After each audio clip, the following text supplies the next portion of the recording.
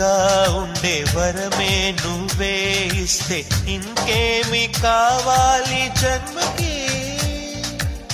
మచ్చలేని చంద్రుడిని మాట రాక చూస్తున్నా, వరస కాని బంధుని చొరవ చేసి అంటున్నా, ఇంకెప్పుడు ఒంటరినని అనరాదని, నీకు సొంతం అంటే నేనేనని.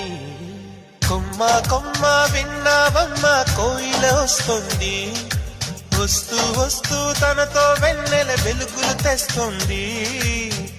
ఏవమ్మ మరుమల్లి తోరణాలు కడతావా, చిలకమ్మ ఎదురేగి స్వాగతాలు